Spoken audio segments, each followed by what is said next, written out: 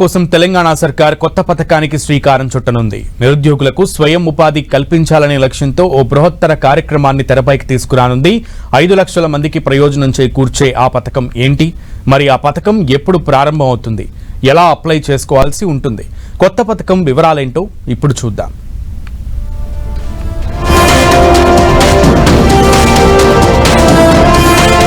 SC ST BC minority యువత కోసం తెలంగాణ ప్రభుత్వం సరికొత్త పథకాన్ని తీసుకొచ్చేందుకు సన్నాహాలు చేస్తోంది. రాజీవ్ యువ వికాస్ పేరుతో సొంత వ్యాపారాలు చేసుకునేందుకు ఆర్థిక సాయం చేయనుంది సర్కార్.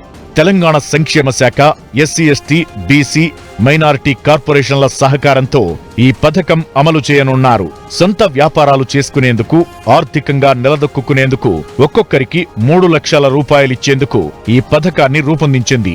తొలి ఏడాది బడ్జెట్లో 6,000 కోట్ల రూపాయలను కేటాయించి బ్యాంకు లింకేజీతో రుణాలు అందించే దిశగా ప్రభుత్వం చర్యలు చేపట్టింది.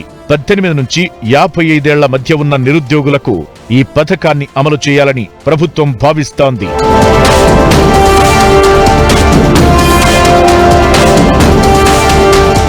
రాజీవ్ యువ వికాస్ పథకాన్ని ఈ నెల 15న ప్రారంభించనున్నట్లు డిప్యూటీ సీఎం భట్టి విక్రమార్క వెల్లడించారు.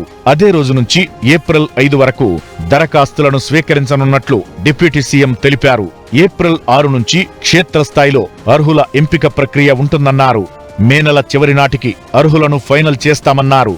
తెలంగాణ రాష్ట్ర ఆవిర్భావ దినోత్సవం రోజైన జూన్ 2న లబ్ధిదారులకు ఒక్కొక్కరికి 3 లక్షల రూపాయల చెక్కులను అందజేస్తామన్నారు Bhatti Vikramarka. SC ST corporation సంబంధించి, బీసీ మైనారిటీస్ కార్పొరేషన్ సంబంధించి కూడా అన్ఎంప్లాయిడ్ యూత్ కోసం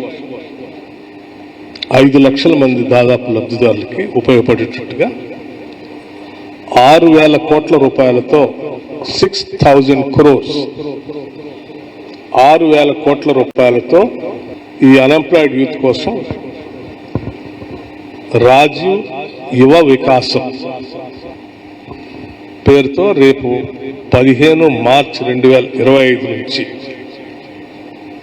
15 మార్చి 2025 నుంచి ఈ కార్పొరేషన్స్ అప్లికేషన్స్ ఇన్వైట్ చేస్తా ఉన్నారు.